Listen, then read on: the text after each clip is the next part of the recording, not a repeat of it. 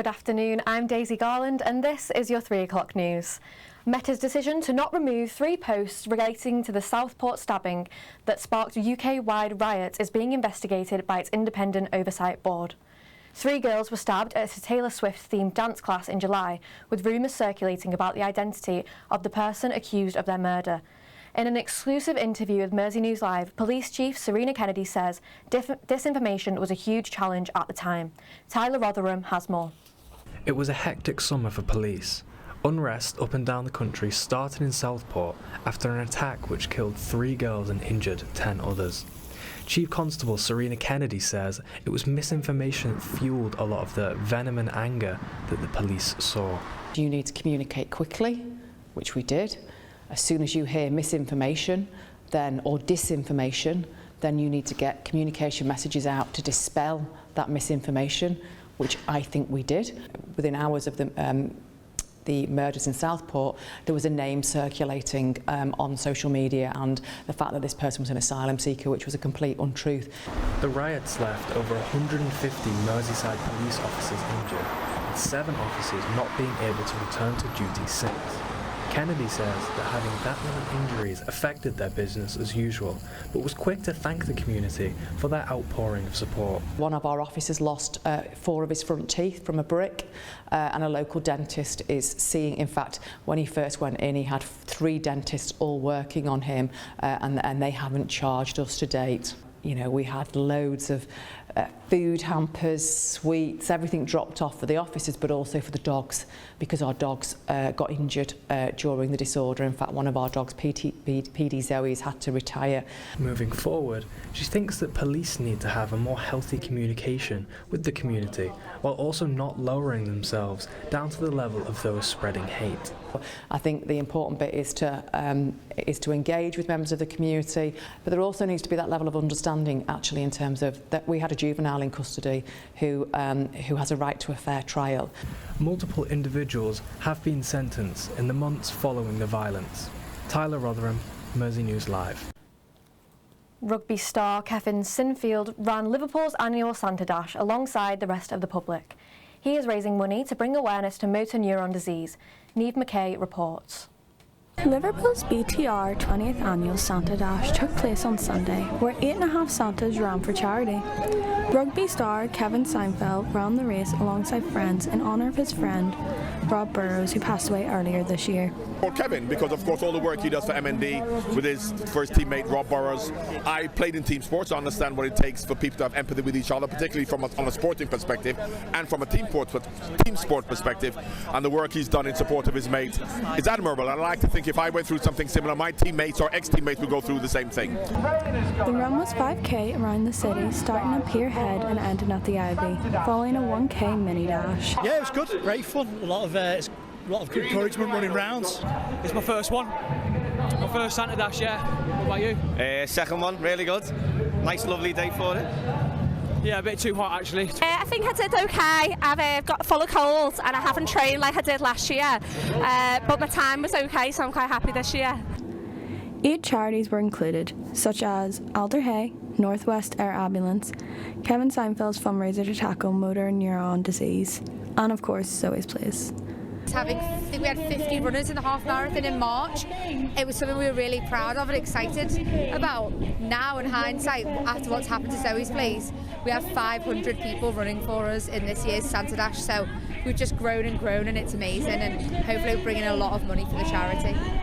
The run was a big hit, with the city being filled with Santas and lots of money raised for deserving charities. Niamh McKay, Mersey News Live. Some breaking news now. A World War II device thought to be an old bomb has been discovered outside a Liverpool John Moores building. Police are at the scene and university staff have received a warning. Tara Moyes is live at the scene. It was here behind me at this construction site outside the John Foster building where the World War II device thought to be an old bomb was found. The device has now been safely disposed of. Climate activists gathered in Liverpool to discuss plans for a greener TV, film and music industry. This comes after Liverpool's recent title as the UN's first accelerator city. Dom Jones has more. At Albert Docks, an expedition was held here because of Liverpool's title as the UN's first accelerator city for climate action. Named Expedition 1, the summit aimed to set the foundations for the next year of decarbonisation projects across the TV, film and music industries. The opening room had a display of climate statistics looming over guests, giving them an insight into what might happen if we don't take action. Interactive displays and models were there for people to educate themselves, followed by talks from climate activists. But what can the council do to set an example for the next Accelerator City? So today on stage, in my speech, I really called on everyone to make sure that the most affected voices are heard, and that we're calling for divestment from fossil fuels and also for young people to be in the decision-making spaces.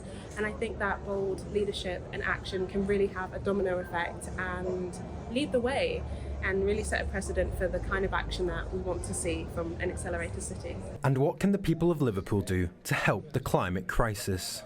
Don't see some of the changes as problems. You know, we are going to be asking for changes to adapt, and some of those changes might be that you're going to be asked to travel to gigs on public transport rather than drive into the heart of the city. If you go to a gig, it may well be, if it's supported, that you'll be expected to eat plant-based whilst you're there. So I would say that's not a problem, it's an opportunity. Enjoy it, see what it tastes like. Liverpool will pass the torch to another city in 2026.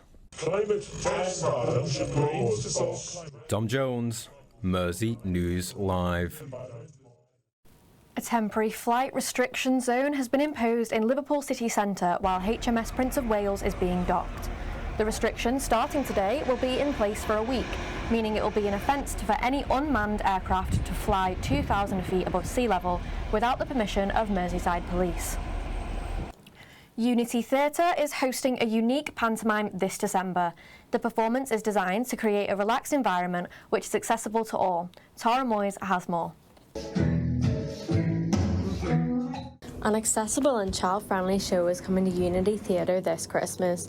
Star of Wonder features a group of 5 characters who face many obstacles as they go through their journey of following a star.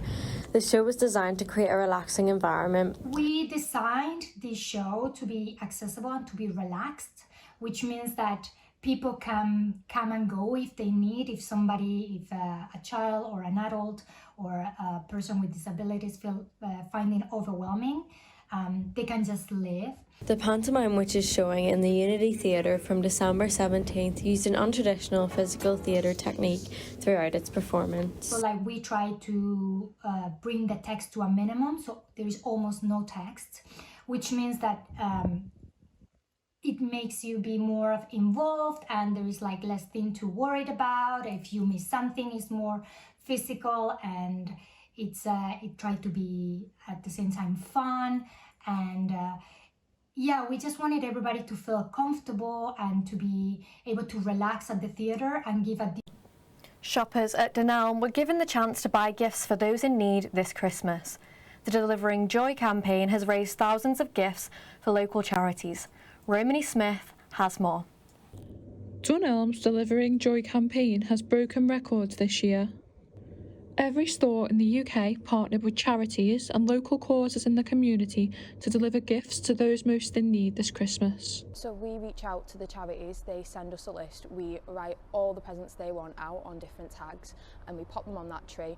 Customers can then pick a tag off that tree, go out, buy the gift and just bring it back into us. And then we just basically organise it all into different charities, so it's all organised, and then we go and deliver it to the charities, take photos, and then they always get back to us of how it went, how happy the children were and things like that. Nearly 250,000 gifts have been delivered over the last 4 years. Last year we took 617 gifts. This year we're already up to 750 at least. And we're still not even got half of the tags back. We ended up writing 2,000, so we're still waiting for more back. We ended up having to contact more charities and duplicate tags as well to give out to more disadvantaged children because we just didn't expect it to take off that much. Any tags that aren't fulfilled by the middle of December will be funded by Dunelm to ensure that nobody goes without this Christmas. Romany Smith, Mersey News Live. And on to the sport now. Tranmere Rovers are playing Morecambe FC at Prenton Park this evening. The League Two side are currently 21st in the table after being on a 4-game losing streak. Morecambe are currently at the bottom of the league on 13 points. The match kicks off at 7:45 p.m. tonight. The biannual Aspire programme is back to showcase young talented basketball players in the UK. 11 to 15-year-olds can send in videos of their basketball skills for a chance to receive a youth contract. Ex-player Mars says youth development could take the UK game to the next level. I know there's a lot of people out there who watch, and I know there's a lot of kids who are playing basketball now more than ever. If you invest into the infrastructure of youth coaching, youth players, and then the infrastructure of the top British league, you're going to get the sport more popular. You're going to have NBA products coming out of England more often. It's all going to come down to investment. If you want to see success in the sport, you've got to invest in it from the ground up. Liverpool City Council has received a planning permission application to turn fan favourite Everton pub, the Winslow, into a guest house. The pub was voted the best matchday pub for Toffees in 2017. As the club edge closer to their departure from Goodison Park, the Winslow owners are looking at alternatives. Liverpool's Alisson Becker is expected to return from injury before the end of the month. The goalkeeper has been out since early October due to muscle complaint and is recovering well, said Liverpool's head coach Arne Slot. And now for the weather. Thanks Daisy. It's currently bright and chilly in Merseyside today with temperatures around 10 degrees. It should drop around 2 degrees in the evening with some rain over the next couple of days. I'm Ruby Richards, back to the studio. And I'm Daisy Garland-Riddin. Thanks for watching Mersey News Live. Until next time.